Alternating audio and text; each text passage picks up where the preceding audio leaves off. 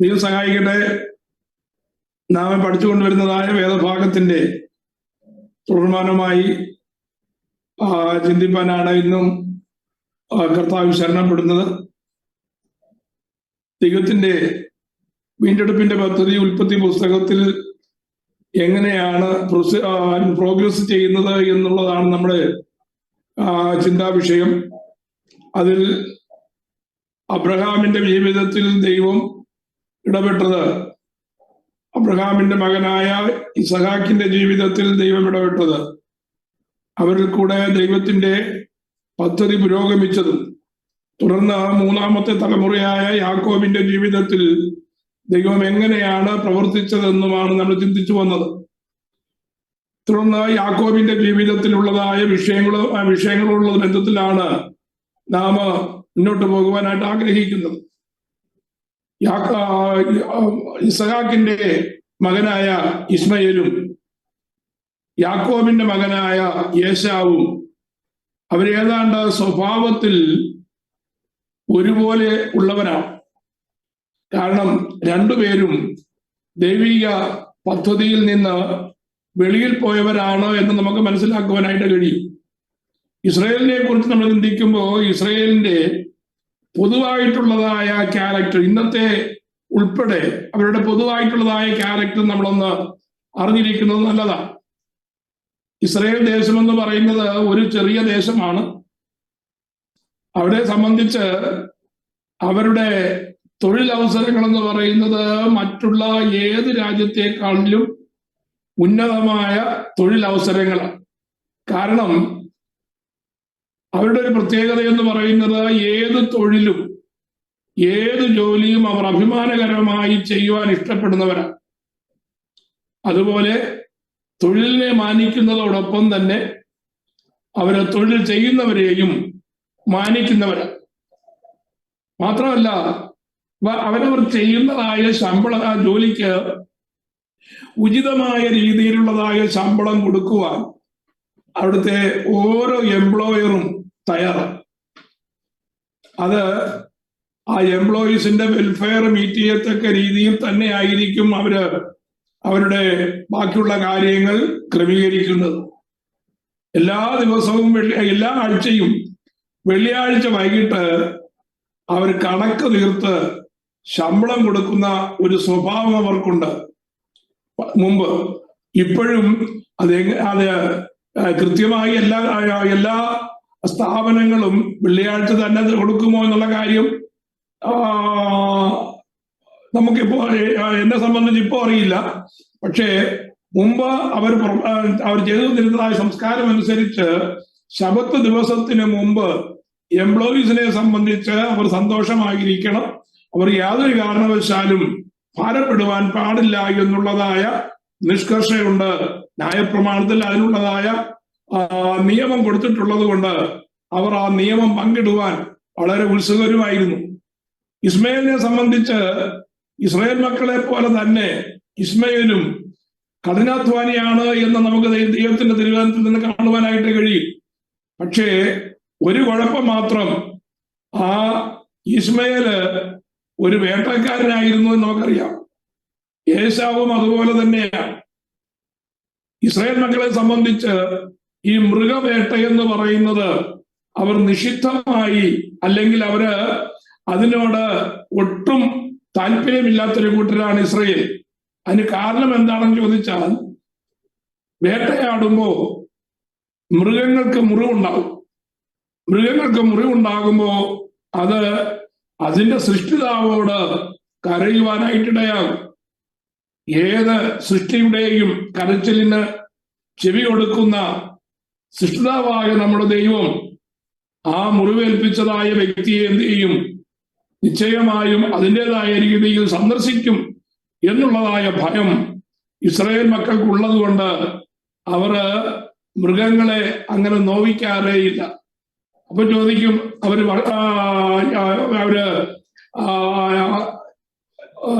Non vegetarian അല്ലേ, അവർ മാംസം കഴിക്കത്തില്ലേ എന്ന് ചോദിച്ചു കഴിഞ്ഞാൽ, അതിന് ആ മൃഗങ്ങളെ വളർത്തുന്നതിനും ആ മൃഗങ്ങളെ അറുത്ത് അവര് മാംസാഹാരം വെക്കുന്നതിനുമൊക്കെ പ്രത്യേക പ്രോസസ്സിംഗാണ്, പ്രത്യേക നിലയിലാണ് അവര് മൃഗങ്ങളെ സംരക്ഷിക്കുന്നതും അതുപോലെ തന്നെ മൃഗങ്ങൾക്ക് ആവശ്യമായിരിക്കുന്നതായ ആ സംരക്ഷണം അവർക്ക് കൊടുക്കുന്നത്. ഇനി മൃഗങ്ങളെ കൊല്ലുക എന്ന് പറഞ്ഞാലോ, ഒരു ഫ്രാക്ഷൻ ഓഫ് എ സെക്കൻഡ് കൊണ്ട് വേദന ഒട്ടും മൃഗങ്ങൾ അറിയാത്ത രീതിയിൽ ഒരു ഫ്രാക്ഷൻ ഓഫ് എ സെക്കൻഡ് കൊണ്ടാണ് അവർ മൃഗങ്ങളെ കൊല്ലുന്നത്. അപ്പോ ആ മൃഗങ്ങൾക്ക് വേദന എന്ത് എന്ന് അറിയുന്നതിന് മുമ്പേ അതിന്റെ ജീവൻ അതിന്റെ ശരീരത്തിൽ നിന്ന് മാറ്റപ്പെട്ടിരിക്കും. അപ്പോ അതാണ് ഇസ്രായേൽ മക്കളുടെ ഒരു ക്യാരക്ടറായിട്ട് നമുക്ക് മനസ്സിലാക്കേണ്ടത്. ഇസ്മയേലും യേശാവിനെ കുറിച്ച് ഞാൻ പറയാൻ കാരണം അവരുടെ സ്വഭാവത്തിന് ഏതാണ്ട് ഐക്യരൂപമാണ്. ഇസ്മയേലായാലും യേശാവായാലും ദൈവജനത്തിന് എതിരായി നിൽക്കുന്നതായ ഒരു പ്രവണത അന്നു മുതലേ നമുക്കറിയാനായിട്ട് കഴിയും. കാലങ്ങൾ കുറച്ച് കഴിഞ്ഞപ്പോ ഇസ്മയേലിന്റെ കുടുംബവും യേശാവിന്റെ കുടുംബവും തമ്മിൽ ഒന്നായി തീരുവാൻ, അല്ലെങ്കിൽ കുടുംബ ബന്ധത്തിൽ അവർ ഒന്നായി തീരുവാനായിട്ടിടയായി. ഇസ്മയേലിന്റെ കുടുംബവും യേശാവിന്റെ കുടുംബവും, അവരിൽ നിന്നാണ് ഇന്നത്തെ അറബി ജനതയുടെ ഉത്ഭവം എന്ന് നമുക്ക് ചരിത്രത്തിൽ നിന്ന് മനസ്സിലാക്കുവാനായിട്ട് കഴിയും. ഇതൊരു അറിവിന് വേണ്ടി ഞാൻ പറഞ്ഞു എന്ന് മാത്രമേ ഉള്ളൂ. Praise the Lord. നമുക്ക് നമ്മുടെ വിഷയത്തിലേക്ക് കടന്നു വരാം. അത് തുടർന്ന് നമ്മളിപ്പോ ചിന്തിക്കുന്നത് ദൈവത്തിന്റെ പദ്ധതി, മാനവജാതിയുടെ വീണ്ടെടുപ്പിന്റെ പദ്ധതി ദൈവം മുന്നോട്ട് കൊണ്ടുപോകുവാനായിട്ട് അതിന്റെ പ്രോസസ്സിങ്ങിലേക്ക്, അല്ലെങ്കിൽ അതിന്റെ പ്രോഗ്രഷനിലേക്ക് കൊണ്ടുപോകുവാൻ ദൈവം തിരഞ്ഞെടുത്ത ഒരു ജാതിയാണ് ഇസ്രായേൽ. നമുക്കറിയാം, ഇസ്രായേലിൽ കൂടിയാണ് ലോകത്തിന്റെ മുഴുവൻ രക്ഷയും മുഴുവൻ വീണ്ടെടുപ്പും വരേണ്ടിയത് എന്ന് ദൈവം അബ്രഹാമുമായി ചെയ്തതായ ഉടമ്പടിയിൽ, അബ്രഹാമിന് കൊടുത്തതായ വാഗ്ദത്വത്തിൽ പ്രത്യേകമായി ദൈവം പറഞ്ഞിട്ടുള്ളതായ കാര്യമാണ്. ദൈവം വാഗ്ദത്വം കൊടുത്തിരിക്കുന്നത് കൊണ്ടും ദൈവം നിയമം ചെയ്തിരിക്കുന്നത് കൊണ്ടും ദൈവത്തെ സംബന്ധിച്ച് ആ നിയമത്തിൽ നിന്ന് മാറുവാൻ ഒരിക്കലും കഴിയുകയില്ല. അപ്പോ അബ്രഹാമിന്റെ സന്തതിയിൽ നിന്ന് ലോകത്തിന്റെ വീണ്ടെടുപ്പ്, മാനവജാതിയുടെ വീണ്ടെടുപ്പ് സംഭവിക്കണമെന്നുള്ളത് കൊണ്ട് ദൈവത്തിന്റെ അടുത്ത പദ്ധതി എന്ന് പറയുന്നത് അബ്രഹാമിന്റെ സന്തതിയെ എന്താക്കി മാറ്റുവാൻ പോകുകയാണ്? വീണ്ടെടുപ്പിന് കാരണക്കാരായ ഒരു ജനതയായി അവരെ രൂപപ്പെടുത്തുവാനായിട്ടുള്ളതായ ആരംഭമാണ്. ആ വീണ്ടെടുപ്പിന്റെ പദ്ധതി കൊണ്ടുവരേണ്ടതിന് വേണ്ടി ആ ജനതയെ രൂപീകരിക്കുവാൻ ദൈവം കരുവാക്കിയെടുത്തത്, അല്ലെങ്കിൽ ദൈവം മുഖാന്തരമാക്കിയെടുത്തത് അബ്രഹാമിന്റെ മൂന്നാമത്തെ തലമുറയായ യാക്കോബിനെയാണ്.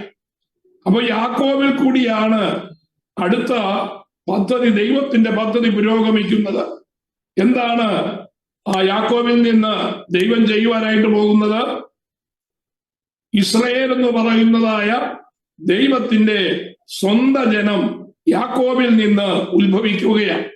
അതിന് ദൈവം യാക്കോബിന്റെ ജീവിതത്തിൽ ചെയ്യുന്നതായ വിവിധ കാര്യങ്ങളാണ് തുറന്ന് നമുക്ക് ഓരോന്നോരോന്നായി ചിന്തിക്കുവാനായിട്ട് പോകുന്നത്. അത് നിങ്ങൾക്ക് ഇപ്പൊ സ്ക്രീനിൽ കാണുവാനായിട്ട് കഴിയും. തുടർന്നുള്ളതായ പ്രധാന സംഭവങ്ങൾ ഉൽപ്പത്തി പുസ്തകത്തിൽ ദൈവത്തിന്റെ വീണ്ടെടുപ്പിന്റെ പദ്ധതിയുമായിട്ട് ബന്ധപ്പെട്ട കാര്യമാണ്. അത് പ്രത്യേകിച്ച് ദൈവത്തിന്റെ ജനമായ ഇസ്രായേലിന്റെ രൂപീകരണം മുതൽ, ഇസ്രായേലിന്റെ ആരംഭ സമയം മുതൽ, എങ്ങനെയാണ് ഇസ്രായേലിന്റെ ആരംഭം എന്ന് തുടങ്ങി ഇസ്രായേലിനെ മുന്നോട്ട് നയിക്കുന്ന ദൈവത്തിന്റെ ചലനാത്മകമായ കാര്യങ്ങളാണ് നമുക്ക് വേദപുസ്തകത്തിൽ ആകമാനം പിന്നെ കാണുവാൻ കഴിയുന്നത്. ഈ ബേസ് നമ്മൾ മനസ്സിലാക്കിയാൽ പിന്നെ ഒരൊറ്റ രാഷ്ട്രത്തെ കുറിച്ച്, ആ രാഷ്ട്രത്തോടുള്ളതായ ദൈവത്തിന്റെ പ്രതിപത്തി, ആ രാഷ്ട്രത്തിന് ദൈവത്തോടുള്ളതായ അടുപ്പം, ദൈവത്തോടുള്ളതായ ആ മമത, അല്ലെങ്കിൽ ദൈവവുമായിട്ട് ചേർന്ന് പോകുവാൻ ആ ജനത കാണിക്കുന്നതായ അവരുടെ സ്വഭാവവിശേഷം ഇതാണ് തുടർന്നുള്ളതായ കാര്യങ്ങൾ. ദൈവത്തിന്റെ ജനമായി അവരെ തിരഞ്ഞെടുത്തു എന്ന് പറഞ്ഞാലും എന്താ സംഭവിച്ചത് നമുക്കറിയാം. ആ വീണ്ടെടുപ്പിന്റെ പദ്ധതിക്ക് വേണ്ടി അവർ നിന്നുകൊടുക്കാത്തത് കൊണ്ട് ദൈവം അവരെ താൽക്കാലികമായി ആ സ്ഥാനത്ത് നിന്ന് മാറ്റിക്കളഞ്ഞു. അത് വളരെ കാലം കഴിഞ്ഞിട്ടുള്ളതായ കാര്യമാണ്. നമുക്ക് തുടർന്നുള്ളതായ കാര്യങ്ങളെ കുറിച്ച് ശാന്തമായി ചിന്തിക്കുവാൻ ദൈവം നമ്മെ സഹായിക്കട്ടെ. നമ്മുടെ ഉള്ളം തുറന്ന് മനസ്സിലാക്കുവാനുള്ളതായ ആ ഒരാഗ്രഹത്തോടെ നമുക്ക് ദൈവത്തിന്റെ പാദപീഠത്തിലായിരിക്കാം. തുടർന്നുള്ളതായ പ്രധാന സംഭവങ്ങൾ ഉൽപ്പത്തി പുസ്തകത്തിലെ എന്തൊക്കെയാണ്? ഒന്ന്, യാക്കോബ് മടക്കയാത്ര, യാക്കോബിന്റെ മടക്കയാത്ര. ഇപ്പോൾ യാക്കോബ് എവിടാണെന്ന് നമുക്കറിയാം. നമ്മൾ പഠിച്ചു നിർത്തിയത് പദ്ദൻഅരാമിൽ തന്റെ അപ്പനായ ഇസഹാക്കിന്റെ ഭവനത്തിൽ നിന്ന് 400 മൈൽ അകലെയാണ് ഇപ്പോൾ ആര്? യാക്കോബായിരിക്കുന്നത്. എവിടെ? തന്റെ അമ്മയുടെ സഹോദരനായ ലാബാന്റെ ഭവനത്തിലാണ്. ലാബാന്റെ ഭവനത്തിൽ വെച്ച് തനിക്ക് 4 ഭാര്യമാരുണ്ട്. 2 ഭാര്യമാരെയും അവരുടെ വെപ്പാട്ടികളെയും കിട്ടുവാനായിട്ടിടയായി. അവരിൽ കൂടെ 12 പുത്രന്മാരുടെ ജനനവും അവരുടെ സ്വഭാവങ്ങളും നാം കഴിഞ്ഞ ആഴ്ചയിൽ ചിന്തിപ്പാനായിട്ടിടയായി. ഒന്നാമത്തെ ഭാര്യയായ ലേയിൽ നിന്ന് 6 പുത്രന്മാരെ യാക്കോബിന് കിട്ടി. റാഹേലിന്റെ ദാസിയായ ബിൽഹ, അതേപോലെ ലേയയുടെ ദാസിയായ സിൽപ്പ, ഇവരിൽ കൂടെ ഈരണ്ട് വെച്ച് 4 പുത്രന്മാരെ യാക്കോബിന് ലഭിച്ചു. ഒടുവിലായി തന്റെ ഇഷ്ടപത്നിയായ റാഹേലിൽ കൂടെ 2 പുത്രന്മാരെ യാക്കോബിന് ലഭിക്കാനായിട്ടിടയായി. 11ാമനായി യാക്കോബിന് റാഹേലിൽ കൂടെ യോസഫ് ജനിച്ചു കഴിഞ്ഞപ്പോ മടക്കയാത്രയ്ക്കുള്ളതായ ചിന്ത യാക്കോബിന്റെ ഹൃദയത്തിലേക്ക് കടന്നു വന്നു. അങ്ങനെ താൻ മടക്കയാത്ര ആരംഭിക്കുന്നതാണ് ഇനി നമ്മൾ പഠിക്കുവാനുള്ളതായ 1ാമത്തെ വിഷയം. അങ്ങനെ മടക്കയാത്രയിൽ യാക്കോബിന്റെ ജീവിതത്തിൽ സംഭവിച്ചതായ ചില കാര്യങ്ങൾ കൂടെ തുടർമാനമായിട്ടുണ്ട്. ഒന്ന്, യാക്കോബിന്റെ മടക്കയാത്രയിൽ യാക്കോബ് യാബോക്കിന്റെ തീരത്ത് താൻ ഏകനായി ശേഷിക്കുന്നതായ അനുഭവം. അത് വളരെ പ്രധാനപ്പെട്ടതായ ഒരു സംഭവമായതുകൊണ്ട് നമുക്ക് ആ സംഭവം ചിന്തിക്കാതെ മുന്നോട്ട് പോകുവാനായിട്ട് കഴിയത്തില്ല. അടുത്ത സംഭവം എന്ന് പറയുന്നത് യോസഫ് യാക്കോബിന്റെ ഇഷ്ടപുത്രനായി തീരുന്നതായ കാര്യമാണ്. അതുമൂലമാണ് പിന്നത്തെ സംഭവങ്ങളുടെ തുടർമാനമായി വരുന്നതായ കാര്യം. അതുകൊണ്ട് അതും നമുക്ക് വിട്ടുകളയുവാനായിട്ട് കഴിയത്തില്ല. ഒടുവിൽ നമുക്ക് ഉൽപ്പത്തി പുസ്തകത്തിന്റെ അവസാനത്തേക്ക് എത്തുമ്പോ യോസഫിന്റെ ജീവിതമാണ് ഒടുവിലായി നമുക്ക് ചിന്തിപ്പാനായിട്ടുള്ളത്. കാരണം ദൈവത്തിന്റെ ജനത്തെ ഒരു ജനതയായി മാറ്റേണ്ടതിന്, ദൈവത്തിന്റെ ജനമാക്കി തീർക്കേണ്ടതിന്, അബ്രഹാമിന്റെ സന്തതികളെ ഒരു രാഷ്ട്രമാക്കി മാറ്റിയത് യോസഫിൽ കൂടിയാണ് എന്നുള്ള കാര്യം നാം ചിന്തിക്കുമ്പോൾ യോസഫിന്റെ മിസ്രൈമിലെ ജീവിതം വളരെ പ്രധാനപ്പെട്ടതാണ്. ഉൽപ്പത്തി പുസ്തകം അവസാനിക്കുന്നത് യോസഫിന്റെ മരണത്തോടുകൂടി അവസാനിക്കുകയാണ്. അപ്പൊ ഇത്രയും കാര്യങ്ങൾ നമ്മൾ ചിന്തിച്ചു കഴിയുമ്പോ ദൈവത്തിന്റെ പദ്ധതി ഉൽപ്പത്തി പുസ്തകത്തിലെ പൂർണ്ണമാകുകയാണ്. നമുക്കതുകൊണ്ട് 1ാമത്തെ ഭാഗത്തിലേക്ക് പെട്ടെന്ന് കടന്നു വരുവാൻ ദൈവം സഹായിക്കട്ടെ. Praise the Lord. യാക്കോബിന്റെ മടക്കയാത്രയിൽ ഞാൻ പറഞ്ഞല്ലോ, യാക്കോബ് എവിടെ ആയിരിക്കുകയാണ്? ഇപ്പോ തന്റെ അമ്മയുടെ സഹോദരനായ ലാബാന്റെ ഭവനത്തിലാണ്. ലാബാന്റെ ഭവനത്തിൽ വെച്ച് യാക്കോബിന് തന്റെ ഭവനത്തിന്റെ ഒരടിസ്ഥാനം ലഭിക്കാനായിട്ടിടയായി. ഭാര്യമാരും കുഞ്ഞുങ്ങളും അടങ്ങുന്നതായ ഒരു കുടുംബം അവിടെയായി. പക്ഷേ ആ കുടുംബം പോറ്റുവാൻ, സ്വന്തമായി കുടുംബം പുലർത്തുവാനുള്ള ഒരു സാഹചര്യത്തിലായിരുന്നില്ല ആര്? യാക്കോബ് ലാബാന്റെ ഭവനത്തിൽ ലാബാന് അടിമയെ പോലെ താൻ ജോലി ചെയ്യുകയാണ്. അങ്ങനെ ഇരിക്കുമ്പോഴാണ് 11-ാമനായ യോസഫ് ജനിക്കുന്നത്. യോസഫ് ജനിച്ചു കഴിഞ്ഞപ്പോ യാക്കോബ് മനസ്സിൽ കരുതി, ഇനിയും ഞാൻ എൻ്റെ കുടുംബത്തിനു വേണ്ടി എപ്പോൾ കരുതും. ഇതൊരു മനുഷ്യന്റെ ഹൃദയത്തിലെ ബേസിക് ചിന്തയാണ്. ഒരു കുടുംബമായി കഴിഞ്ഞാൽ ആ കുടുംബത്തിനു വേണ്ടി നമ്മളെല്ലാവരും കുടുംബ ബന്ധമുള്ളവരാണ്. കല്യാണം കഴിഞ്ഞവരായാലും കല്യാണം കഴിക്കാനുള്ളവരായാലും എല്ലാവരും ഒരു കുടുംബ ബന്ധത്തിന്റെ കീഴിലാണ്. കുടുംബത്തിൽ നിന്ന് അന്യപ്പെട്ട ഒരു വ്യക്തിക്ക് സമൂഹം ഒരിക്കലും ഒരു സ്ഥാനവും കൊടുക്കുന്നില്ല എന്ന് നമ്മൾ മനസ്സിലാക്കണം. അപ്പോ കുടുംബത്തോട് ബന്ധപ്പെട്ട് മനുഷ്യൻ നിൽക്കുന്നത് കൊണ്ട് ആ കുടുംബത്തിന്റെ ഭദ്രത ഏറ്റവും അത്യന്താപേക്ഷിതമാണ്. കുടുംബത്തിന്റെ കാര്യങ്ങൾ നോക്കാതെ സഭയുടെ കാര്യങ്ങൾ നോക്കുകയോ ദേശത്തിന്റെ കാര്യങ്ങൾ നോക്കുകയോ രാഷ്ട്രത്തിന്റെ കാര്യങ്ങൾ നോക്കുകയോ ചെയ്യുന്നത് ഉചിതമല്ല. അതൊരു മനുഷ്യന് ചേർന്നതായ കാര്യമല്ല. ദൈവത്തിന്റെ വചനം വളരെ വ്യക്തമായി നമ്മെ ഓർപ്പിക്കുന്നുണ്ട്. സ്വന്തം കുടുംബത്തെ നന്നായി ഭരിക്കാത്തവന് സഭ ഭരിക്കുവാനായിട്ട് അല്ലെങ്കിൽ ശരിയായിട്ടുള്ള ഒരു സഭാ ജീവിതം ചെയ്യുവാനായിട്ട്, ക്രിസ്തീയ ജീവിതം തുടരുവാനായിട്ട് അവന് കഴിയുകയില്ല. അപ്പൊ യാക്കോബിന്റെ ഹൃദയത്തിലേക്ക് ആ ചിന്ത വന്നു. നമ്മുടെ ഹൃദയത്തിൽ ബേസിക്കായിട്ട് വേണ്ടിയതായ കാര്യം ദൈവകൃപയിൽ ആശ്രയിച്ച് നമ്മുടെ കുടുംബത്തിനു വേണ്ടി, നമ്മുടെ തലമുറകൾക്ക് വേണ്ടി നാം കരുതേണ്ടവരാണ്.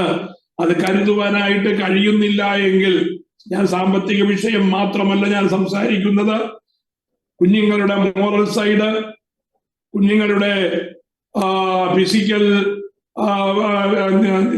നീഡ്സ്, ഇതെല്ലാം അതിനകത്ത് ഉൾപ്പെടുന്നതാണ്. അവരുടെ ശാരീരിക വളർച്ചയായാലും അവരുടെ മാനസിക വളർച്ചയായാലും കുടുംബത്തിന്റെ നാഥൻ എന്നുള്ളതായ നിലയ്ക്ക് പിതാക്കന്മാർക്കും ആ കുടുംബത്തിന്റെ വിളക്കെന്നുള്ളതായ രീതിയിൽ മാതാക്കൾക്കും വളരെ വലിയ സ്ഥാനമുണ്ട് എന്ന് മനസ്സിലാക്കണം. കുഞ്ഞുങ്ങളുടെ സ്വഭാവം രൂപീകൃതമാകുന്നത് മാതാവിന്റെ സ്വഭാവത്തിൽ നിന്ന് ആണ് എന്ന് യാക്കോബിന്റെ കുടുംബം നമ്മെ വളരെ വ്യക്തമായി പഠിപ്പിക്കുന്നുണ്ട്. അതുകൊണ്ട് ദൈവസന്നിധിയിൽ കുഞ്ഞുങ്ങളെ വളർത്താനുള്ളതായ വളരെ വലിയ പരിജ്ഞാനം കുടുംബത്തിലെ സ്ത്രീകൾക്ക് വളരെ ആവശ്യമാണ് എന്ന് പറഞ്ഞ് ഞാൻ മുന്നോട്ട് പോകുകയാണ്. അപ്പോൾ യാക്കോബ് തന്റെ ഭവനത്തിനു വേണ്ടി കരുതുന്നതായ വിഷയമാണ് 31-ാമത്തെ അധ്യായത്തിലെ പ്രധാനപ്പെട്ടതായ കാര്യം. 31-ാം അധ്യായത്തിന്റെ 1 മുതൽ 13 വരെയുള്ളതായ വാക്യങ്ങൾ വായിക്കുമ്പോൾ നമുക്കത് കാണുവാനായിട്ട് കഴിഞ്ഞാൽ എല്ലാ ഭാഗമൊന്നും വായിപ്പാനായിട്ട് ആഗ്രഹിക്കുന്നില്ല. ചില ഭാഗങ്ങൾ ഞാൻ പറഞ്ഞ് വേഗത്തിലും മുന്നോട്ട് പോകാൻ പ്രത്യേകിച്ചൊരു വാക്യവും വായിപ്പാനായിട്ട് ഞാൻ താല്പര്യപ്പെടുന്നില്ല. നിങ്ങൾക്ക് ആ ഭാഗം സമയം കിട്ടുമ്പോ വായിക്കുന്നത് നല്ലതായിരിക്കും. ഈ പറയുന്നതായ കാര്യങ്ങൾ ഹൃദയത്തിൽ ഓർമ്മ നിൽക്കുവാൻ വചനം വായിച്ചേ മതിയാകത്തുള്ളൂ. ഞാൻ പറയുന്നത് കൊണ്ട് മാത്രം ഒരിക്കലും അതിനെ ഡിപ്പെൻഡ് ചെയ്യരുത്. നിങ്ങൾ വേദപുസ്തകം ശരിയായി ഈ പഠിക്കുന്നതായ ഭാഗം സമയം കിട്ടുമ്പോ നിങ്ങളത് നന്നായി വായിക്കണം. നമ്മൾ ഈ ക്ലാസ് കഴിയുമ്പോൾ അല്ലെങ്കിൽ ഈ ക്ലാസ് പ്രമാണമായി പോകുമ്പോ വേദപുസ്തകത്തിന്റെ മൊത്തത്തിലുള്ളതായ ദൈവിക പദ്ധതി നമ്മുടെ ഹൃദയത്തിൽ നിൽക്കണം. അതിനുവേണ്ടിയാണ് ഈ വിഷയം ഞാൻ അങ്ങനെ എടുക്കുന്നത് എന്ന് നിങ്ങൾ നേരത്തെ പറഞ്ഞിട്ടുണ്ടല്ലോ. അപ്പോ ലാബാന്റെ ഭവനത്തിലായിരുന്നതായി യാക്കോബ് കാലങ്ങൾ കഴിഞ്ഞപ്പോ, തന്റെ കുടുംബം വലുതായി കഴിഞ്ഞപ്പോ ലാബാനും യാക്കോബും തമ്മിലുള്ളതായ ബന്ധം വഷളായി. അമ്മായിയപ്പനും മരുമോനും തമ്മിലുള്ളതായ ബന്ധം അവിടെ ഉലയുവാനായിട്ടിടയായി. അപ്പൊ യാക്കോബിന് മനസ്സിലായി, മുമ്പ് ഞാൻ കണ്ടതായ ലാബാന്റെ മുഖമല്ല ഇപ്പോ, ആ മുഖത്തിന് വ്യത്യാസമുണ്ട്. അതുകൊണ്ട് ഇനിയും ഇവിടെ കൂടുതൽ നിൽക്കുന്നത് ഭംഗിയല്ല. ഇനി എന്റെ കുടുംബത്തിന് വേണ്ടി കരുതുകയും ഇവിടെ നിന്ന് എത്രയും വേഗം സ്വന്തം ഭവനത്തിലേക്ക് പോകണമെന്നുള്ളതായ ആ വലിയ ആവശ്യം അവന്റെ അടുക്കലേക്ക് കടന്നു വരികയുണ്ടായി. അതനുസരിച്ച് അവൻ കാര്യങ്ങൾ നീക്കുവാനായിട്ട് ഇടയായി. അങ്ങനെ കാര്യങ്ങൾ നീക്കുമ്പോ യാക്കോബിന്റെ ജീവിതത്തിൽ അടുത്ത് വരുന്നത് ദൂതന്റെ ഇടപെടൽ നമുക്ക് കാണുവാനായിട്ട് കഴിയും. ഒരു ദിവസം രാത്രിയിൽ ദൈവത്തിന്റെ ദൂതൻ യാക്കോബിനോട് ഇടപെടുന്ന വിഷയം 31 അധ്യായത്തിന്റെ 11 വാക്യത്തിൽ നമുക്ക് കാണുവാനായിട്ട് കഴിയും. യാക്കോബ് ദൂതനിൽ നിന്ന് മനസ്സിലാക്കിയതായ കാര്യം വെച്ച് നോക്കണം. അപ്പൊ ദൂതൻ ഇടപെടണമെങ്കിൽ സ്വർഗത്തിന് യാക്കോബിന്റെ മേൽ ദൃഷ്ടിയുണ്ട്. ദൈവത്തിന് യാക്കോബിന്റെ മേൽ എപ്പോഴും ദൃഷ്ടിയുണ്ട്. യാക്കോബിന്റെ ചിന്ത മനസ്സിലാക്കുന്നവൻ, യാക്കോബിന്റെ മാനസിക നില മനസ്സിലാക്കുന്നവൻ, യാക്കോബിന്റെ കുടുംബസ്ഥിതി മനസ്സിലാക്കുന്നവൻ, യാക്കോബിന്റെ ഭാവിയെ നിയന്ത്രിക്കുന്നതായ ദൈവത്തിന്റെ ദൃഷ്ടി എപ്പോഴും യാക്കോബിന്റെ മേൽ ഇരിക്കുന്നത് കൊണ്ട് യാക്കോബിന്റെ ചിന്ത മനസ്സിലാക്കി യാക്കോബിനൊരു ആഗ്രഹം വന്നു കഴിഞ്ഞപ്പോ ആഗ്രഹ നിവർത്തീകരണത്തിലേക്ക് ദൈവം അവനെ നയിക്കുന്നതായ ആ ദൈവിക പദ്ധതിയാണ് നമുക്ക് കാണുവാനായിട്ട് കഴിയുന്നത്. 31 അധ്യായത്തിന്റെ 11 വാക്യത്തിൽ ദൈവത്തിന്റെ ദൂതൻ സ്വപ്നത്തിൽ യാക്കോബിനെ വിളിച്ചിട്ട് പറയുകയാണ്, ആളുകളുടെ ബ്രീഡിങ്ങിനെ കുറിച്ച് ഉള്ളതായ ഒരു വിവരണം അല്ലെങ്കിൽ ഒരു അറിവ് ദൂതൻ കൊടുക്കുകയാണ്. ആ അറിവ് മുതലാക്കിയിട്ട്, സ്വർഗം കൊടുക്കുന്നതായ അറിവ് മുതലാക്കിയിട്ടാണ് യാക്കോബ് പിന്നത്തേതിൽ തന്റെ ആ കുടുംബത്തിന് വേണ്ടിയുള്ളതായ സമ്പത്തിന്റെ സമാഹരണം ആരംഭിക്കുന്നത്. യാക്കോബ് ലാബാനെ ചതിച്ചു എന്ന് നമുക്ക് പ്രത്യക്ഷത്തിൽ തോന്നുമെങ്കിലും തന്റെ വാഗ്ദത്ത നിവർത്തിക്ക് വേണ്ടി ദൈവം യാക്കോബിനെ ഒരുക്കുന്നതായ ആ ദൈവിക പദ്ധതിയാണ് നമുക്ക് വ്യക്തതയോടെ മനസ്സിലാക്കുവാനായിട്ട് കഴിയുന്നത്. ഇതിനകത്ത് ഒരു വ്യാഖ്യാനത്തിന്റെയും കാര്യമില്ലാത്തതായ വിധത്തിൽ യാക്കോബിനോട് ദൈവം ഇടപെടുകയാണ്. നീ തൂണിന്, അതിന്റെ 13 വാക്യത്തിൽ, നീ തൂണിനെ അഭിഷേകം ചെയ്യുകയും എന്നോട് നേർച്ച നേരുകയും ചെയ്ത സ്ഥലമായ ബേഥേലിന്റെ ദൈവമാകുന്നു ഞാൻ. ആകയാൽ നീ എഴുന്നേറ്റ് ഈ ദേശം വിട്ട് നിന്റെ ജന്മദേശത്തേക്ക് മടങ്ങിപ്പോക എന്ന് കൽപ്പിക്കുന്നു. ഏതായാലും ആ ദൈവം ഇടപെട്ടതായ വിഷയത്തിന്റെ മുമ്പിൽ യാക്കോബ് എന്ത് ചെയ്തു? താൻ പ്രവർത്തിപ്പാനായിട്ട് ആഗ്രഹിക്കുകയാണ്, അല്ലെങ്കിൽ പ്രവർത്തിച്ചു. ഒരു കാര്യം വ്യക്തമാണ്, പഴയ നിയമത്തിലായാലും പുതിയ നിയമത്തിലായാലും നമ്മുടെ പ്രവൃത്തി, നമ്മുടെ അനുഗ്രഹത്തിന് ഒരു വലിയ സ്ഥാനമുണ്ട്. നമ്മുടെ പ്രവൃത്തിക്ക് വിശ്വാസത്തോടുകൂടിയുള്ളതായ പ്രവൃത്തിയാണ് പുതിയ നിയമത്തിൽ ദൈവം തന്നിരിക്കുന്നതായ കൽപ്പനയും ജീവിത രീതിയും ദൈവിക ഉപദേശവും. യാക്കോബിന്റെ ലേഖനം വായിക്കുമ്പോൾ അവിടെ യാക്കോബ് അത് നമ്മെ വ്യക്തമായി പഠിപ്പിക്കുന്നുണ്ട്. എന്നാൽ നിർഭാഗ്യവശാൽ ക്രിസ്തീയ തലത്തിൽ അല്ലെങ്കിൽ ക്രിസ്തീയ മണ്ഡലത്തിൽ നാം ഈ പ്രവൃത്തിക്ക് പ്രാധാന്യം വളരെ കുറച്ചാ കൊടുക്കുന്നത്. പണ്ട് കാലത്ത് തീരെ കൊടുക്കാതിരിക്കുമ്പോ, അല്ലെങ്കിൽ പണ്ട് കാലത്തെന്ന് പറയുമ്പോ നമ്മുടെ ഈ പെന്തക്കോസ്റ്റൽ കാലയളവിന്റെ ആദ്യ കാലഘട്ടങ്ങളിൽ പ്രവൃത്തി ഇല്ലേലും കുഴപ്പമില്ല, കുത്തിയിരുന്ന് പ്രാർത്ഥിച്ചാൽ മാത്രം മതി എന്ന് പഠിപ്പിക്കുന്നതായ ഒരു ഉപദേശ രീതി ഉണ്ടായിരുന്നു. അതുമൂലം ഒത്തിരി ദോഷങ്ങൾ വരുവാനായിട്ടിടയായി. പ്രാർത്ഥന അത്യന്താപേക്ഷിതമാണ്. പ്രാർത്ഥന ഇല്ലാതെ നമുക്ക് ജീവിക്കുവാൻ കഴിയുകയില്ല. പക്ഷേ പ്രാർത്ഥിച്ചുകൊണ്ട് മാത്രം ഇരിക്കുകയല്ല, ആ പ്രാർത്ഥനയ്ക്കുള്ളതായ സമയം കഴിയുമ്പോ, പ്രാർത്ഥിച്ചു കഴിയുമ്പോ നമ്മുടെ ജീവിതത്തിന്റെ ആവശ്യങ്ങൾക്കായി ദൈവം തന്നിരിക്കുന്നതായ മാനദണ്ഡങ്ങൾ ഉപയോഗിച്ച്, ദൈവം തുറന്നിരിക്കുന്നതായ വഴി അനുസരിച്ച്, ദൈവത്തിന്റെ വചനമനുസരിച്ച് നമ്മളാൽ ആവോളം നാം പ്രവർത്തിക്കുകയും കൂടി വേണം. പ്രവർത്തിക്കാത്ത വിശ്വാസം നിർജീവമാണ്, പ്രവൃത്തിയില്ലാത്ത വിശ്വാസം നിർജീവമാണ് എന്ന് യാക്കോബ് വളരെ ശക്തമായി പഠിപ്പിക്കുകയാണ്. അപ്പൊ പ്രവൃത്തി മാത്രം മതിയോ? പോരാ. പ്രാർത്ഥനയില്ലാത്തതായ പ്രവൃത്തി കൊണ്ട് ആ പ്രവൃത്തി നിഷ്ഫലതയിലേക്ക് പോകും, അല്ലെങ്കിൽ അത് തെറ്റിലേക്ക് പോകുവാനായിട്ടിടയായിട്ട് തീരുമ്പോ നമ്മുടെ പ്രവൃത്തിയെ അതിന്റെ ശരിയായിട്ടുള്ളതായ ഫലപ്രാപ്തിയിലേക്ക് കൊണ്ടുവരുന്നത് പ്രാർത്ഥനയോടുകൂടിയുള്ളതായ പ്രവൃത്തിയാണ് എന്നുള്ള കാര്യം നാം ഒരിക്കലും മറന്നു പോകരുത്. ഏതായാലും യാക്കോബ് കഠിനമായി പ്രവർത്തിക്കുകയാണ്. ദൈവം കൊടുത്തതായ ഡയറക്ഷൻ അനുസരിച്ച്, തന്റെ മനസ്സിലേക്ക് വന്നതായ ആ വിവേകമനുസരിച്ച് യാക്കോബ് പ്രവർത്തിച്ചു. ഒടുവിൽ യാക്കോബ് ആരായിത്തീർന്നു? വലിയ 2 കൂട്ടങ്ങളുടെ ആടുമാടുകളുടെ സമ്പന്നതയിലേക്ക് യാക്കോബ് ഉയരുവാനായിട്ടിടയായിത്തീർന്നു. അപ്പൊ യാക്കോബിനെ ആ സമ്പന്നതയിലേക്ക് ഉയർത്തിയതിന്റെ മാനദണ്ഡം എന്താണ്? ദൈവത്തോടുള്ളതായ യാക്കോബിന്റെ അടുപ്പം. 2, ദൈവം പറഞ്ഞത്, ദൈവം അവന്റെ മനസ്സിൽ കൊടുത്തതായ ആലോചന അതുപോലെ ഏറ്റെടുത്ത് പ്രവൃത്തിപഥത്തിലേക്ക് കൊണ്ടുവരുവാൻ യാക്കോബ് കാണിച്ചതായ ശുഷ്കാന്തി. ഇത് അവന്റെ ജീവിത നിലവാരത്തിന് വ്യത്യാസം വരുത്തി. നമ്മൾ എന്തിനാണ് പഠിക്കുന്നത്? നമ്മുടെ ജീവിത നിലവാരത്തിന് വ്യത്യാസം വരുത്തുവാൻ ഈ 2 കാര്യങ്ങൾ അത്യാവശ്യമാണ്. അത് വളരെ നാം അതിന്റെ സാഹചര്യത്തിനനുസരിച്ച് നാം അത് പ്രവർത്തിക്കുവാൻ, നമ്മളത് പ്രവൃത്തിപഥത്തിലേക്ക് കൊണ്ടുവരുവാൻ നാം എന്ത് ചെയ്യണം? വളരെ പരിശ്രമിക്കണം.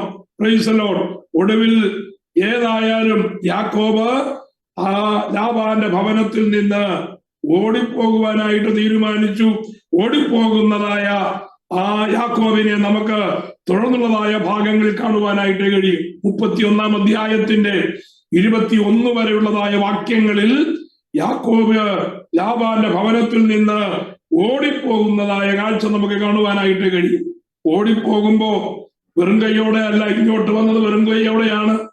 ഒരു വടി മാത്രമേ അവന്റെ കൈവശം ഉണ്ടായിരുന്നുള്ളൂ.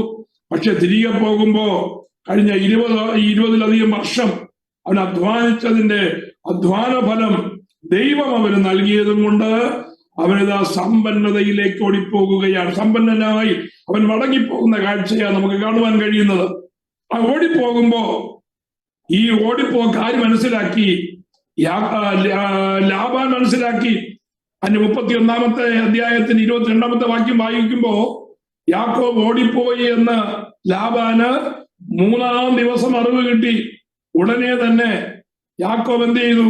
തന്റെ സഹോദരന്മാരെയും കൂടെ കൂട്ടി 7 ദിവസത്തെ വഴി യാക്കോബിന്റെ പിന്നാലെ ലാബാൻ പോകുകയാണ്. ഒടുവിൽ അവര് ഗിലെയാദ് പർവ്വതത്തിൽ ഒന്നിച്ച് എത്തുവാനായിട്ടിടയായിട്ടു. 3 ദിവസത്തിന് മുമ്പേ യാത്ര ചെയ്തതായ യാക്കോബ് ആ വലിയ കൂട്ടവുമായിട്ട് യാത്ര ചെയ്യുമ്പോ 3 ദിവസം കഴിഞ്ഞ് വിവരം കിട്ടിയതായ ലാബാൻ തന്റെ ബ്രദേഴ്സിനോട് ചേർന്ന് യാക്കോബിനെ പിന്തുടരുകയാണ്. 7-ാമത്തെ ദിവസം യാക്കോബിന്റെ വഴിമധ്യേ ഗിലെയാദ് പർവ്വതത്തിൽ വെച്ച് അവർ തമ്മിൽ സന്ധിക്കുവാനായിട്ടിടയായി. പക്ഷേ ഗിലെയാദ് പർവ്വതത്തിൽ വെച്ച് യാക്കോബിനെ ലാബാൻ കണ്ടെത്തുമെന്ന് മനസ്സിലാക്കിയതായ ദൈവം ലാബാന്റെ ഹൃദയത്തിലെ ദുഷ്ടത മനസ്സിലാക്കി ലാബാൻ എന്താണ് യാക്കോബിനോട് ചെയ്യുവാൻ പോകുന്നത് എന്ന് മനസ്സിലാക്കി യാക്കോബിനെ കാണുന്നതിന് മുമ്പ് ദൈവം ലാബാനെ സന്ദർശിക്കുവാനായിട്ടിടയായി. നോക്കണം, ദൈവത്തിന്റെ ദൃഷ്ടിയിൽ ഇരിക്കുന്നതായ ഒരു മനുഷ്യൻ, ദൈവത്തിന്റെ യഹോവയുടെ ദൃഷ്ടി തന്റെ ഭക്തന്മാരുടെ മേലും തന്റെ ദയക്കായി പ്രത്യാശിക്കുന്നവരുടെ മേലും ഇരിക്കുന്നു എന്ന് ദൈവത്തിന്റെ വചനം. അങ്ങനെയെങ്കിൽ നാം അറിയാതെ നമ്മെ പിൻപറ്റുന്ന, നാം അറിയാതെ നമ്മുടെ നന്മകളെ കവരുവാൻ വരുന്ന ലാബാന്യ ശക്തികളെ കണ്ട് നാം ഭയപ്പെടേണ്ട കാര്യമില്ല. അല്ലെങ്കിൽ ആ വിവരം അറിയുമ്പോൾ നാം ഭയപ്പെടേണ്ട കാര്യമില്ല. നാം ദൈവത്തിന്റെ ദൃഷ്ടികൾക്ക് മുമ്പിൽ ഇരിക്കുകയാണെങ്കിൽ, ആ യോഗ്യത നമുക്കുണ്ടെങ്കിൽ, ദൈവത്തിന്റെ പദ്ധതിയിൽ നാം ഒരു അംഗമാണെങ്കിൽ, നാം ഒരു ഭാഗഭാക്കാകണമെങ്കിൽ യാക്കോബിന്റെ മേൽ ദൈവത്തിന്റെ ദൃഷ്ടി ഉണ്ടായിരുന്നു. എന്തുകൊണ്ടാണെന്ന് മനസ്സിലാക്കണം. യാക്കോബിൽ കൂടിയാണ് അടുത്ത ദൈവത്തിന്റെ പദ്ധതി മുന്നോട്ട് കൊണ്ടുപോകേണ്ടത്. അങ്ങനെയെങ്കിൽ നാം ഓരോരുത്തരും ആരായിരിക്കണമെന്ന് ചിന്തിക്കണം. എന്റെ വചനം കേൾക്കുന്ന, എന്റെ ശബ്ദം കേൾക്കുന്നതായ പ്രിയപ്പെട്ടവരെ, നാം ദൈവത്തിന്റെ പദ്ധതിയിൽ ദൈവത്തിന് കാര്യമായി നമ്മൾ കൂടെ പ്രവർത്തിക്കണമെന്ന് ആഗ്രഹമുള്ളപ്പോൾ നാം ആ പദ്ധതിക്ക് വിഘാതം നിൽക്കാതെ നാം വിധേയപ്പെട്ട് ദൈവത്തിന്റെ പദ്ധതിയുടെ ഒരു അംഗമായി നിൽക്കുകയാണെങ്കിൽ ദൈവത്തിന്റെ ദൃഷ്ടി എപ്പോഴും നമ്മുടെ മേലുണ്ടാകും. ഒരു ലാബാനും നമ്മെ ബാധിക്കുവാൻ ദൈവം അനുവദിക്കുകയില്ല. ഒരു ലാബാനും ദോഷ വിചാരങ്ങളോടെ നമ്മളെ സമീപിക്കുവാൻ ദൈവം അനുവദിക്കുകയില്ല. യാക്കോബിന്റെ മേൽ യഹോവയുടെ ദൃഷ്ടി ഉണ്ടായിരുന്നത് കൊണ്ട് യാക്കോബുമായി സന്ധിക്കുന്നതിന് മുമ്പ് ലാബാനോട് യഹോവയായ ദൈവം ഇടപെടുകയാണ്.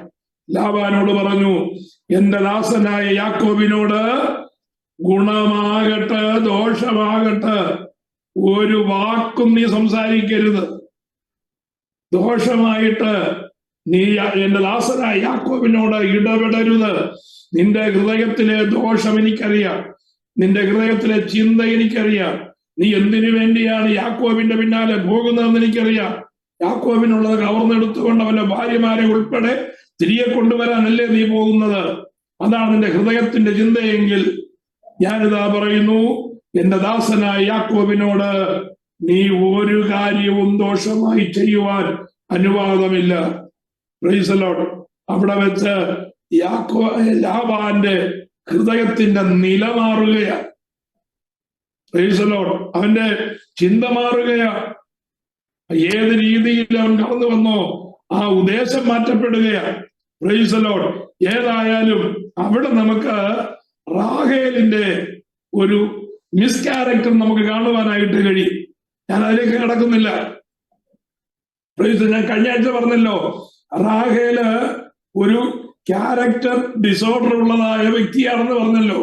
അതിനൊരു ഉദാഹരണമാണ് ഗിലെയാദ് പർവ്വതത്തിൽ വെച്ച് നടക്കുന്നതായ സംഭവം. അത് എന്താണെന്നുള്ള കാര്യം നിങ്ങൾ വായിച്ചാൽ മതി. Praise the Lord. ഏതായാലും ആ ഒരു വിഷയത്തിൽ പ്രൈസ് ദി ലോർഡ് യാക്കോബ് ലാബാനുമായിട്ട് വളരെ കയർത്ത് സംസാരിപ്പാനായിട്ടിടയായി. യാക്കോബ് ലാബാനോട് കയർക്കുന്നതിനുള്ളതായ കാരണം നമുക്ക് കാണുവാനായിട്ട് കഴിയും. അതിന്റെ 36 മുതൽ 43 വരെയുള്ളതായ വാക്യങ്ങൾ വായിക്കുമ്പോ യാക്കോബ് ലാബാനോട് കയർത്തു സംസാരിക്കുന്നതായ വിഷയമാണ്. അതിന് യാക്കോബിന് കയർത്ത് സംസാരിക്കുവാൻ ബേസ് ഉണ്ട്. അവൻ പറയുന്നതായ ഒരു കാര്യവും എതിർക്കുവാൻ ലാബാന് കഴിഞ്ഞില്ല. ഒത്തിരി ന്യായവാദങ്ങൾ യാക്കോബ് ലാബാന് മുമ്പിൽ നിരത്തുകയാണ്. ലാബാനോട് യാക്കോബ് ചോദിക്കുന്നു, കഴിഞ്ഞ ഇത്ര വർഷം ഞാൻ നിനക്ക് അടിമയെ പോലെ ജോലി ചെയ്തു, നീ എനിക്ക് വേതനമൊന്നും തന്നില്ല. നിന്റെ ആട്ടിൻകൂട്ടത്തിൽ നിന്ന് ഒന്നിനെ ഒരു കാട്ടുമൃഗം വന്ന് കടിച്ചുകൊണ്ട് പോയില്ല, ഒന്നും അകാലത്ത് ചത്തുപോയില്ല.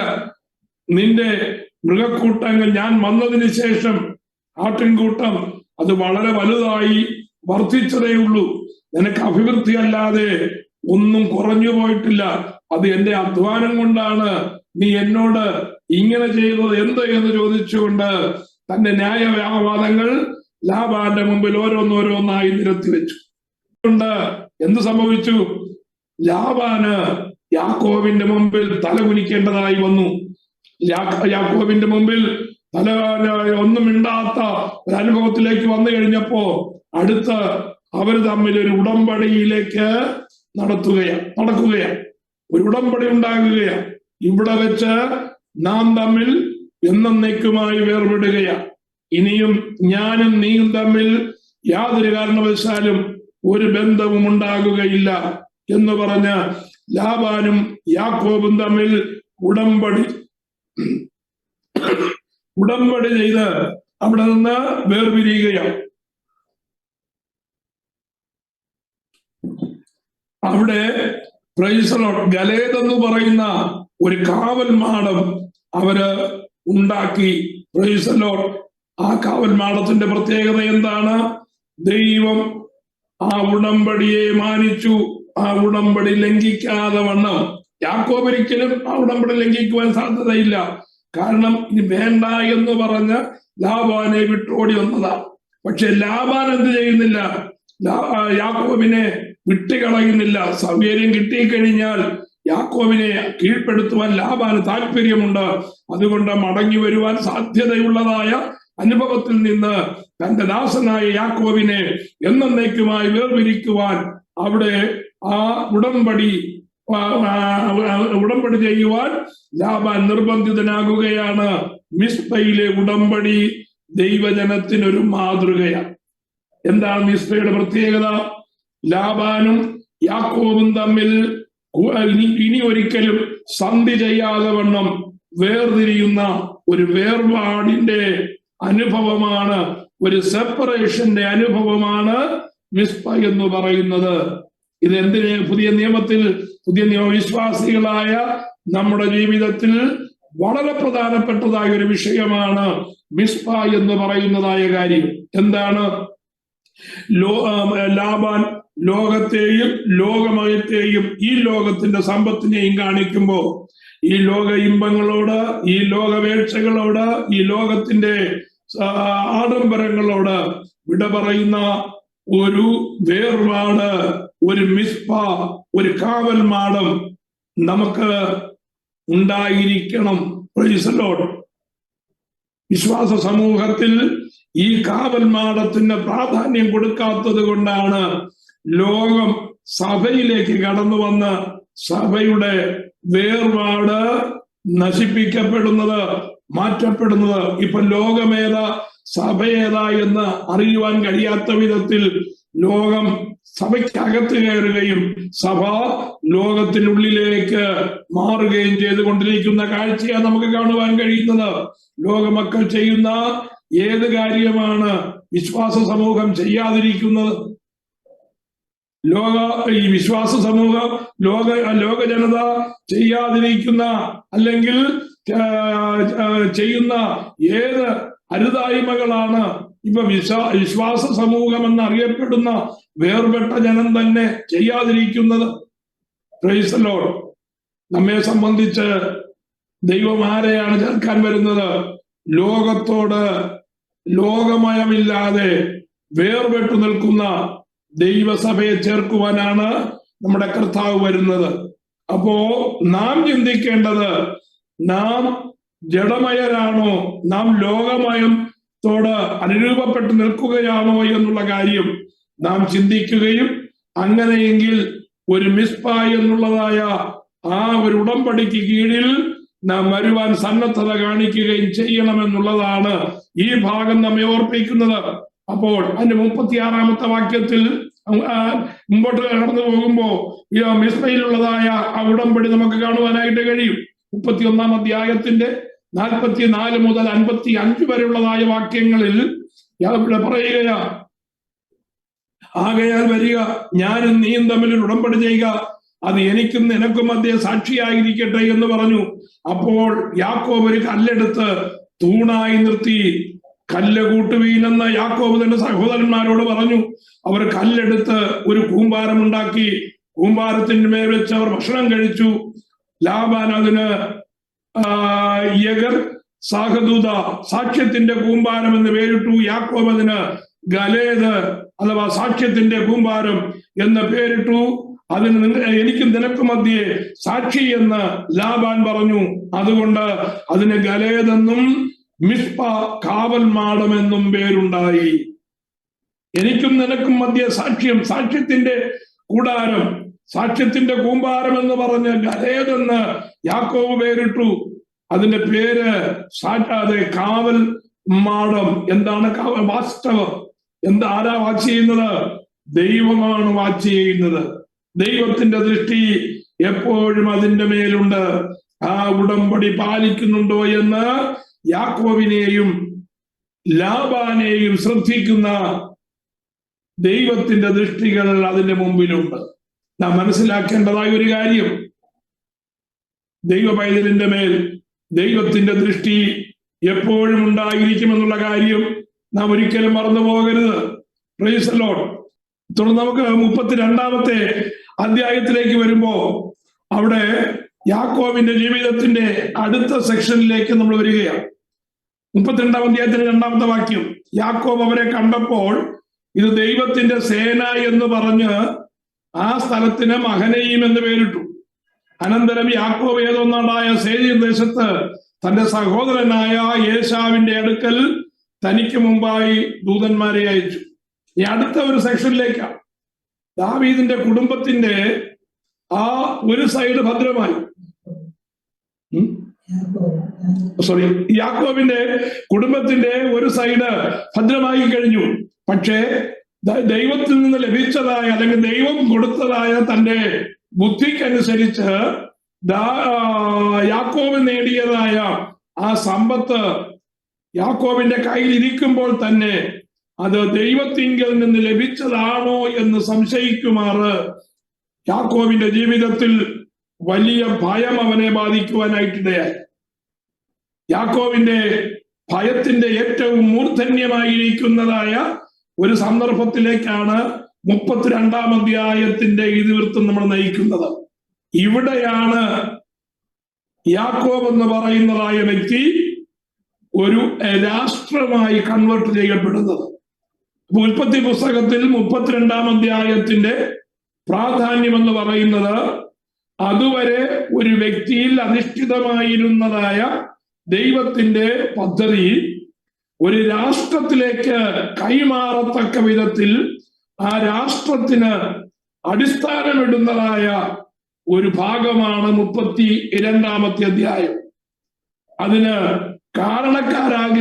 കാരണമായി തീരുന്നത് എന്താണെന്ന് ചോദിച്ചാൽ തന്റെ ഹൃദയത്തിൽ അകാരണമായി കടന്നു വന്നതായ ഭയമാണ്.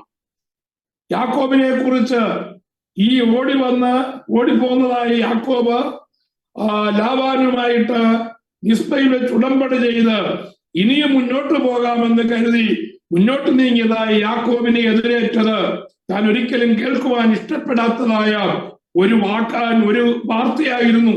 എന്താണെന്നറിയാമോ? യാക്കോബ് ഏശാവിന്റെ നാടായ സേയീർ ദേശത്ത് തന്റെ സഹോദരനായ ഏശാവിന്റെ അടുക്കലേക്ക് ദൂതന്മാരെ അയക്കുകയാണ്.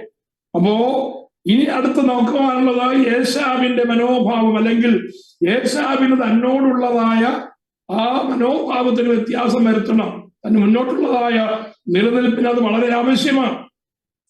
അതുവരെ യാക്കോബും ഏശാവും തമ്മിൽ ആ ഭവനത്തിൽ നിന്ന് ഓടിപ്പോയതിനു ശേഷം കണ്ടിട്ടില്ല.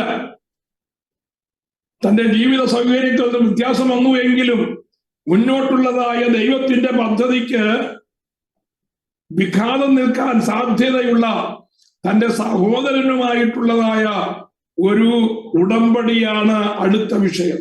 നമുക്ക് മനസ്സിലാക്കേണ്ടതായ കാര്യം, ഒരു ദൈവ പൈതൽ മനസ്സിലാക്കേണ്ടതായ കാര്യം, നമുക്ക് നമ്മുടെ സഹജീവികളുമായി ഒരു റീകൺസിലിയേഷൻ അല്ലെങ്കിൽ ഒരു ബന്ധം, പോസിറ്റീവായിട്ടുള്ളതായ ബന്ധം സൂക്ഷിച്ചേ മതിയാവൂ എന്നുള്ളതാണ്. കാലങ്ങൾ കഴിഞ്ഞാലും വർഷങ്ങൾ എത്ര പോയാലും ദൈവത്തിന്റെ പദ്ധതിയിലേക്ക് നാം പൂർണ്ണമായി വരണമെങ്കിൽ രക്തബന്ധങ്ങളോട് അല്ലെങ്കിൽ നമ്മുടെ ചാർച്ചക്കാരോട് നമ്മുടെ സഹോദരങ്ങളോടുള്ളതായ ബന്ധം നാം പോസിറ്റീവായി സൂക്ഷിക്കണമെന്ന് തന്നെയാണ് ദൈവത്തിന്റെ വചനം നമ്മെ ഓർപ്പിക്കുന്നത്. അപ്പോ അതിനുവേണ്ടി യാക്കോബ് എന്ത് ചെയ്തു? തന്റെ സഹോദരനായ ഏശാവിന്റെ അടുക്കലേക്ക് തന്റെ ദൂതന്മാരെ അയക്കുകയാണ്. ഏതായാലും ദൂതന്മാർ യാക്കോബിന്റെ അടുക്കൽ മടങ്ങി വന്നു. 32-ന്റെ 6-ാമത്തെ വാക്യം. ദൂതന്മാർ യാക്കോബിന്റെ അടുക്കൽ മടങ്ങി വന്നു. ഞങ്ങൾ നിന്റെ സഹോദരനായ ഏശാവിന്റെ അടുക്കൽ പോയി വന്നു. അവൻ 400 ആളുമായി നിന്നെ എതിരേൽപ്പാൻ വരുന്നു എന്ന് പറഞ്ഞു. പറഞ്ഞത് ശരിയാണ്. യാക്കോബിനെ എതിരേൽപ്പാനായിട്ടാണ് ഏശാവ് വരുന്നത് എന്നുള്ളതായ വാർത്ത യാക്കോബിന് ലഭിക്കാനായിട്ടിടയായി. ചില വാർത്തകൾ ഗ്രഹിക്കേണ്ടതുപോലെ ഗ്രഹിക്കാത്തത് കൊണ്ട് നമ്മുടെ ഹൃദയത്തിൽ ഭയത്തിന്റെ വലിയ മലകൾ ഉണ്ടാകും. ദൈവജനത്തിന്റെ തോൽവി വരുന്നത് ദൈവത്തിങ്കൽ നിന്ന് അകന്നു പോകുവാൻ ഇടയായിത്തീരുന്നത്, അല്ലെങ്കിൽ ദൈവം തരുവാൻ ആഗ്രഹിക്കുന്നതായ നന്മകൾ മുടങ്ങുവാനുള്ള കാരണം, ആത്മീയത്തിൽ ക്ഷീണം വരുവാനുള്ളതായ കാരണം, ഇതിന്റെ എല്ലാം ബേസിക് റീസൺ ഉണ്ട്. ആ ബേസിക് റീസൺ എന്ന് പറയുന്നത് ഭയമാണ്. നമ്മുടെ ജീവിതത്തിൽ അകാരണമായി കാരണം ഉണ്ടാകട്ടെ, കാരണത്തോടു കൂടിയോ കാരണം കൂടാതെയോ കടന്നു വരുന്നതായ ഭയം നമ്മെ പല കാര്യങ്ങളിൽ ബലഹീനരാക്കി തീർക്കും. അതുകൊണ്ട് ഭയം നമ്മുടെ ഹൃദയത്തിലേക്ക് വരുമ്പോ ആ ഭയത്തെ ജയിച്ചടക്കേണ്ടത് ആവശ്യം. ഇവിടെ യാക്കോബിന് സംഭവിച്ചത് എന്താ? യാക്കോബ് ഏശാവിന്റെ അടുക്കലേക്ക് ആളെ അയച്ചു. ഏശാവിന്റെ അടുക്കൽ പോയതായതിന്റെ ദൂതന്മാർ യാക്കോബിന്റെ അടുക്കലേക്ക് മടങ്ങി വന്നു. അവരൊരു വാർത്ത കൈമാറി, നിന്നെ എതിരേൽക്കാനായിട്ട് 400 ആളുകളുമായി നിന്റെ സഹോദരനായ ഏശാവ് വരുന്നു. ഏശാവ് വരുന്ന എന്തിനാണെന്നുള്ള കാര്യം യാക്കോബിന് അറിയില്ല. ഏശാവിന്റെ ചിന്ത എന്താണെന്നുള്ള കാര്യം യാക്കോബിന് അറിയില്ല. എങ്ങോട്ടാണ് ഈ ഏശാവ് പോകുന്നതെന്നുള്ള കാര്യം യാക്കോബിന് അറിയില്ല. കഴിഞ്ഞ 20-ലധികം വർഷമായിട്ട് യാക്കോബിന് ഏശാവിനെ കുറിച്ച് ഒന്നും അറിയില്ല. ആ ഒന്നും അറിയാത്തതായ അർസയിൽ നിന്ന് ചില ചിന്തകൾക്ക്, ചില വിചാരങ്ങൾക്ക് ആര് രൂപം കൊടുത്തു? യാക്കോബ് രൂപം കൊടുക്കുകയാണ്. എന്താ യാക്കോബ് രൂപം കൊടുക്കാൻ കാരണം? ഈ 400 ആളുകളുമായി വരുന്നു എന്ന് മനസ്സിലാക്കി കേട്ട് കഴിഞ്ഞപ്പോ നിശ്ചയമായും തന്നെ ആക്രമിക്കാൻ തന്നെയാണ് ഏശാവ് വരുന്നത് എന്നുള്ളതായ നിഗമനത്തിൽ യാക്കോബ് എത്തി. യാക്കോബ് അകാരണമായ ഭയത്തിനടിമയായി തീരുകയാണ്. Praise the Lord. എന്റെ സമയം തീരാൻ പോകുന്നത് കൊണ്ട് ഒരു മുന്നറിയിപ്പ് തന്ന് ഞാൻ ഈ ചിന്ത അവസാനിപ്പിക്കാം. ദൈവസന്നിധിയിലിരിക്കുന്നതായ ദൈവത്തിന്റെ ജനം വ്യക്തമായി മനസ്സിലാക്കേണ്ടതായ കാര്യം, നമ്മുടെ ഹൃദയത്തിൽ ഒരു വിഷയത്തിന്റെ മുമ്പിലും ഭയത്തിന് സ്ഥാനം കൊടുക്കരുത്. അത് നമ്മുടെ ഏത് വിഷയത്തെ സംബന്ധിക്കുന്നതാകട്ടെ, നമ്മുടെ ആരോഗ്യത്തെ സംബന്ധിക്കുന്നതാകട്ടെ, നമ്മുടെ ഫൈനാൻസിനെ സംബന്ധിക്കുന്നതാകട്ടെ, നമ്മുടെ കുഞ്ഞുങ്ങളെ സംബന്ധിക്കുന്നതാകട്ടെ, നമ്മുടെ ജോലി സംബന്ധിക്കുന്നതാകട്ടെ, നമ്മുടെ പെർഫോമൻസിനെ സംബന്ധിക്കുന്നതാകട്ടെ, ഒരു വിഷയത്തെ കുറിച്ചും നാം ഭയത്തിന് യാതൊരു കാരണവശാലും ഹൃദയത്തിൽ സ്ഥാനം കൊടുക്കരുത്. ഈ ഭയം വന്നു കഴിഞ്ഞാൽ ഭയത്തിൽ കൂടിയാണ് പിശാച് തന്റെ പ്രവർത്തന പദ്ധതി ഒരുക്കുന്നത് എന്ന് നാം വളരെ ആഴമായി ഗ്രഹിക്കാം. Praise the Lord. ഒരു നിമിഷം കണ്ണുകളെ അടയ്ക്കാം. ഞാൻ ചിന്ത ഇവിടെ അവസാനിപ്പിക്കുകയാണ്. സ്തോത്രം. കാര്യമറിയാതെ, ഉദ്ദേശമറിയാതെ, വിവരങ്ങളൊന്നും അറിയാതെ താൻ കേട്ടതായ ഒരു ഇൻഫർമേഷന്റെ വെളിച്ചത്തിൽ തന്റെ ഹൃദയത്തിന്റെ നിലവാരം ഭയത്തിനടിമയായി തീർന്ന യാക്കോബ്, ആ യാക്കോബിന്റെ അനുഭവം നമ്മുടെ ജീവിതത്തിൽ പലപ്പോഴായി നമ്മൾ കടന്നു വരാറുണ്ട്. എന്നാൽ ദൈവസന്നിധാനത്തിൽ ഒരു ഉറപ്പ് നാം പ്രാപിക്കേണ്ടത് ആവശ്യം. നാം ദൈവത്തിന്റെ പദ്ധതിക്ക് ഭാഗവാക്കായി നിൽക്കുന്നു എങ്കിൽ, നാം ദൈവത്തിന്റെ പദ്ധതിക്ക് മുമ്പിൽ ദൈവത്തിന്റെ ആലോചന പ്രകാരമാണ് നാം നിൽക്കുന്നതെങ്കിൽ, ദൈവത്തിന്റെ വചനത്തെ നാം ഭയപ്പെടുന്നു, ദൈവത്തിന്റെ ഉദ്ദേശം നമ്മുടെ ജീവിതത്തിൽ നിറവേറപ്പെടുമെന്ന് നാം വിശ്വസിക്കുന്നു എങ്കിൽ ഭയത്തിന് യാതൊരു സ്ഥാനവുമില്ല. ദൈവം കാര്യങ്ങൾ നേരത്തെ ക്രമീകരിച്ചിരിക്കും. ലാബാനെ യഹോവയായ ദൈവം ഇടപെട്ട് യാക്കോബിനോട് അടുക്കുന്നതിന് മുമ്പേ ലാബാനെ നിയന്ത്രിപ്പാൻ കഴിഞ്ഞെങ്കിൽ, ഒന്നുമില്ലാത്ത അവസ്ഥയിൽ നിന്ന് യാക്കോബിനെ 2 കൂട്ടമായി വർദ്ധിപ്പിക്കുവാൻ ദൈവത്തിന് കഴിഞ്ഞെങ്കിൽ, പ്രൈസ് ദി ലോർഡ്, ഹല്ലേലൂയ, നമ്മെ കുറിച്ചുള്ളതായ ദൈവത്തിന്റെ പദ്ധതിക്കും ഒരിക്കലും വിഘാതം വരികയില്ല. സാഹചര്യങ്ങളെ അതിജീവിക്കുവാൻ ദൈവത്തിന്റെ കൃപയ്ക്കായി നമുക്ക് ഹല്ലേലൂയ കർത്താവിനോട് ചോദിക്കാം.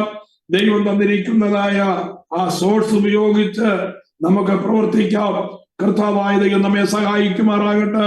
ഈ വചനങ്ങളാൽ ദൈവം നമ്മെ അനുഗ്രഹിക്കുമാറാകട്ടെ എന്ന് പറഞ്ഞ് ഇന്നത്തെ ചിന്ത ഇവിടെ അവസാനിപ്പിക്കുന്നു. അടുത്ത ആഴ്ചയിൽ നമുക്ക് യാക്കോബും ഏശാവും തമ്മിലുള്ളതായ മീറ്റിംഗിനെ കുറിച്ച് പഠിക്കാം. കർത്താവ് നമ്മെ സഹായിക്കുമാറാകട്ടെ.